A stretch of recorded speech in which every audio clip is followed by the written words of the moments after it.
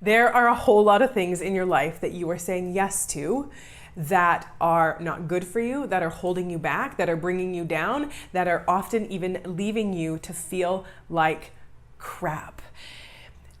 And you need to learn how to say no to a lot more things than you are. And I'm going to talk about 10 of the big ones today, 10 things that you need to start saying no to, because saying yes to them is really not good for you. It's really not healthy or helpful or productive. So stay tuned.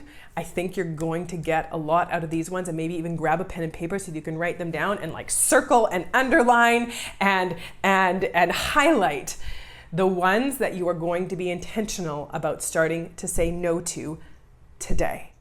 If you're new to me and this is the first time you're here, I am so glad that you are here. And if you're not new to me and you're back again, I am so glad that you're here. If you haven't already, introduce yourself in the comment section below. Let me know your name, say hey, let me know how you found me. Even if you've been here for a while, let me know how you originally found me. If you remember, I would love to hear. Either way, my name is Kristina, and I am a registered clinical therapist, a master mindset coach, a researcher, a speaker, and the creator of the Breakthrough Coaching Program. I have a master's degree in counseling psychology, and I work to help heart-centered people break through worry, anxiety, and self-doubt so that they can get out of their heads, get into their lives, and love themselves and their lives more every day. And saying yes to these things that we really need to be saying no to is a big thing that is holding a lot of us back, that's getting in our way, that's keeping us down and often leaving us to feel like crap, like I said. So the first thing that you need to start saying no to is staying in situations or interactions that aren't okay with you. How often are we staying in places that are actually not okay with us? And I'm not talking about being overly nitpicky or overly worked up about little things. I'm talking about the things that are actually really not okay with you. Being in a situation that you don't want to be in, being in interaction where the person is acting in a certain way or they're treating you a certain way that you're really not okay with, and you stay there and you put up with it or you endure it instead of just bowing out politely or peacefully and just saying like, I'm not interested in this. I don't want to be a part of this. And I'm not going to make a whole bunch of drama around it, but I don't need to stay in situations or interactions that are really not okay with me or that I don't agree with or that aren't sitting right with me. I'm allowed to walk away. How many of us are not doing that because we don't want to offend someone or we don't want to make them feel bad? And so here we are allowing them to say things that aren't okay with us, but we don't want to walk away because it might not be okay with them. So really taking a second with that one. And yes, we can learn to manage our minds in situations more so that we're not so bothered by stuff, and we can learn to not get pulled into things emotionally. But like sometimes we actually do just need to let ourselves say like, I'm just not interested in this conversation. It's not helpful. It's not healthy. It's not going anywhere productive. And so I don't need to stay in it. I don't need to stay in this situation. It's not helpful or healthy or productive or anything necessary. So I'm not going to stay in it, and that's okay. And we're allowed to do that. So saying no more often about these things, about staying in situations or interactions that we really just don't want to be a part of. The next one, similar to this one, is saying no to conversations that you don't want to have. Whether this is with your mother or your father or your boss or your teacher or anyone who is trying to bait you into something, trying to pull you into an unhealthy, unhelpful conversation that you don't want to have, you don't have to get yourself pulled into it. You actually do not have to have any conversation that you don't want to have. And now I'm not talking about avoiding any kind of difficult conversation with someone that's like coming to you in a respectful, responsible way and saying like, hey, we have an issue. We need to talk about this. We need to work this out. And you're like, this is making me uncomfortable. I want to have this conversation. No, I'm not talking about being a weenie. I'm talking about the things that aren't helpful or productive. And you don't actually have to give any response if you don't want to, or you can give very minimal. Someone said to me recently, they made this sort of off-the-cuff comment that I'm not sure of their intention. So maybe they weren't trying to get under my skin, or they weren't trying to say anything, but they said, I've been really thinking a lot about how much parents who work outside the home, how bad that is for children. And yes, I'm a parent who works outside the home. And instead of getting all defensive, instead of explaining myself, instead of anything, I was like, I don't actually need to have this conversation. And the way the person said it seemed kind of like antagonistic and trying to bait me. I don't know if they were, maybe they weren't, maybe they were just making a comment. But either way, I didn't want to have the conversation. And you know what my response was? Oh yeah. That's it. You actually don't have to have a conversation. Now, the other side note to that is I could have said, gotten pulled into it, and maybe, another time in another place could have said, unless you're making the same comment to my husband, I'm actually not interested in hearing it. This whole double standard that our society has with working parents, that we guilt moms, that we shame moms for working, but we're not actually having a conversation with the dads and being like, oh, you're a parent too. There's no such thing as dad guilt. And that's something that maybe we need to think about a little bit.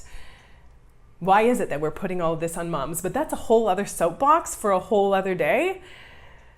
Let's keep to the task at hand and talk more about things that we need to say no to. And the next one is justifying our choices to people whose business they aren't. If it isn't their business, we don't need to justify our choices. Whether, again, that is an acquaintance or a parent or a sibling who is putting their nose in your business and questioning you on things, or trying to belittle you with stuff, or you're not doing something the way that they think you should do it, and so they have an opinion about it and they're trying to kind of push you with that, and you actually don't have to justify it to them. You don't have to explain it to them. They don't have to agree with you. You are allowed to do things the way that you think is right, and that you have put the thought into, that you put in the intention into, that you have contemplated and reflected on. You're allowed to make your decisions. You are allowed to make your own responsible decisions, and other people are allowed to disagree with them and not like them. And they don't have to agree with them or like them, and you don't have to make them agree with them or like them. You do not have to justify it to them. Chances are, it's not going to be helpful. If this is someone who is showing genuine concern, or someone who's genuinely curious and wants to understand how you came to the decision that you made, that just genuinely wants to have a conversation where this isn't something antagonistic, then yeah, have a conversation. Great, talk about it, explain it if you want to, but if you don't want to, you don't have to.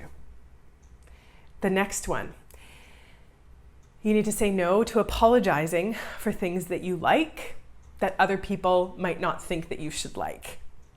I remember several years ago, one of my good friends started dating this guy.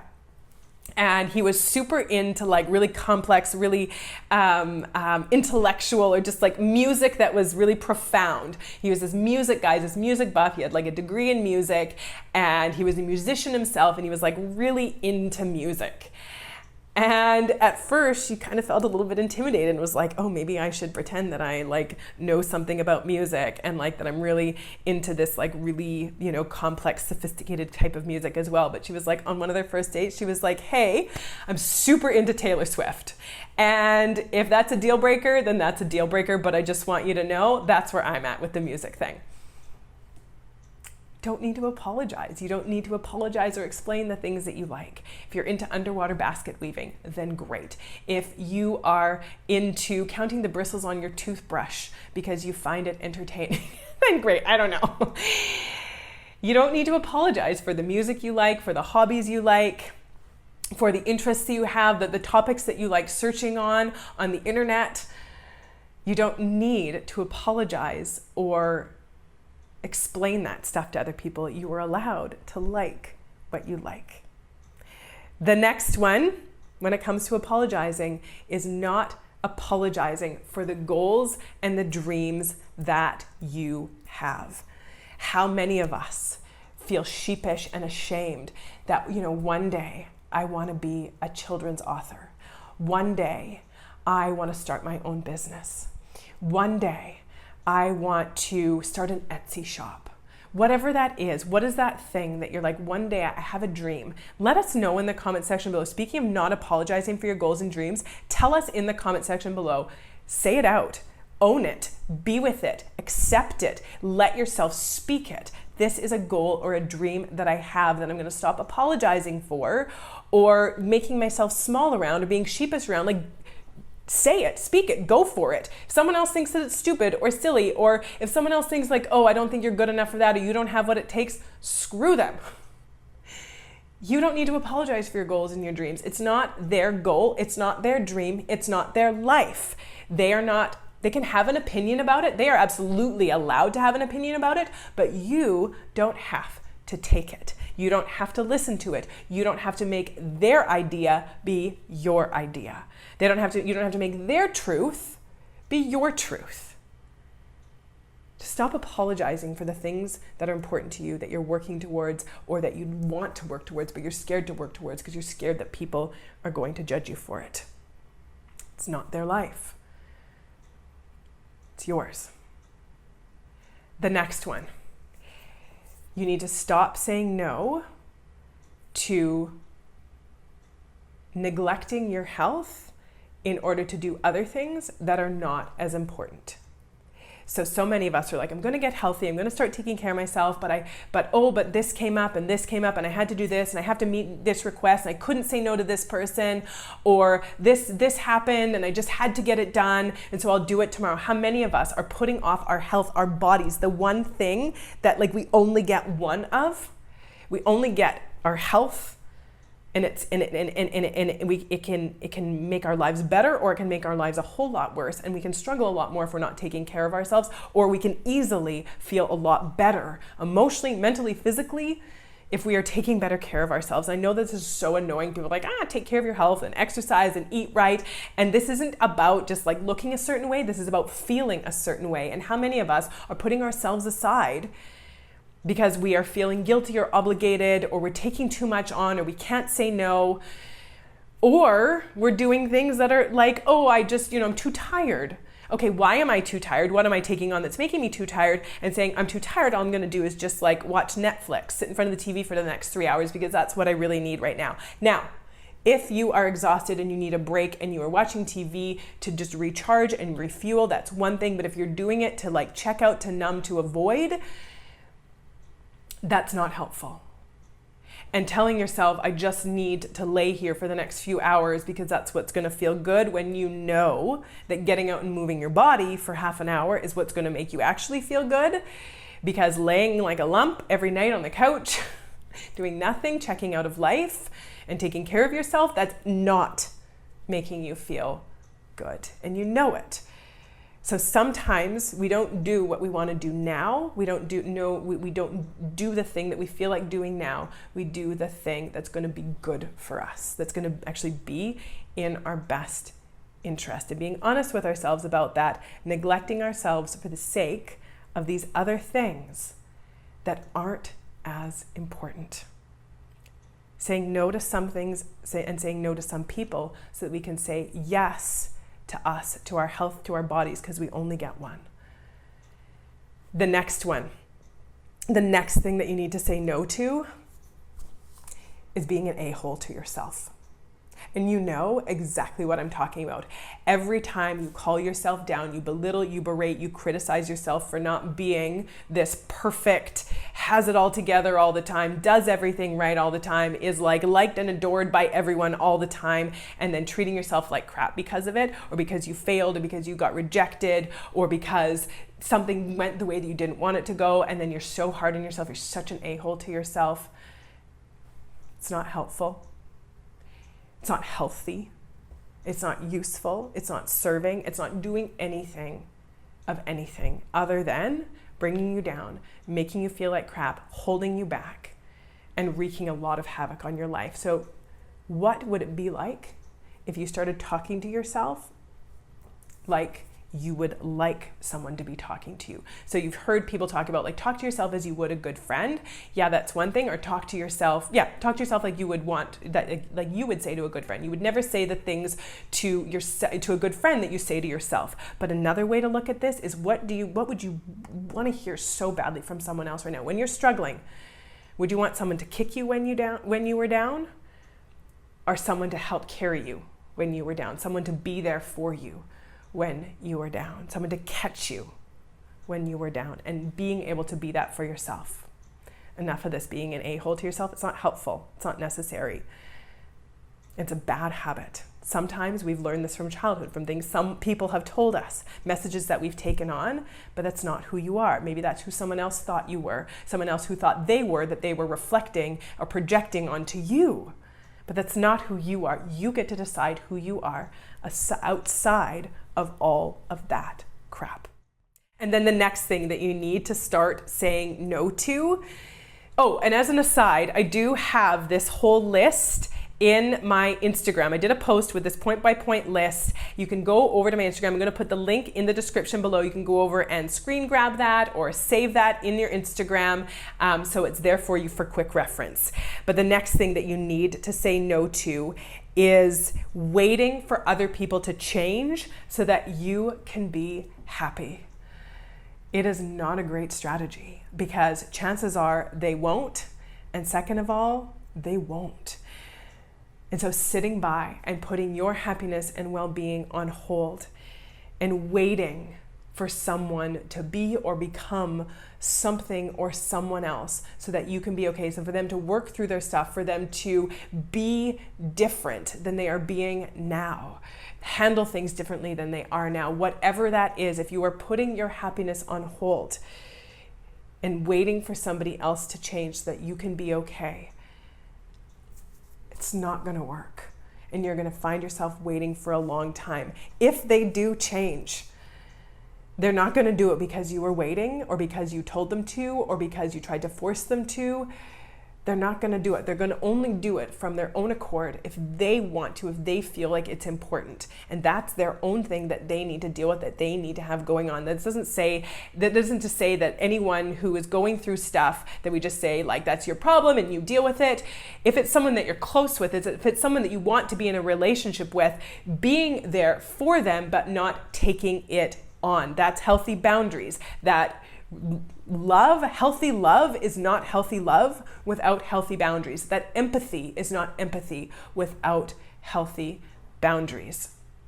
And so tying your emotional well-being into something that you have no control over, which is the other person's beliefs, ideas, thoughts, emotions, choices, tying your emotional well-being and giving that to somebody else to decipher is not a great strategy.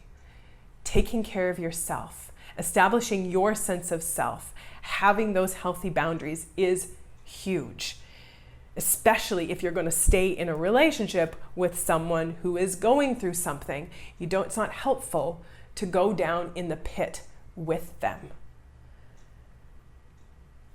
It's not going to make them feel better, and it's not going to make you feel better. So really, not waiting for someone else to change. The next thing that you need to start saying no to is taking responsibility for other people's thoughts, beliefs, opinions, ideas, behaviors, and choices.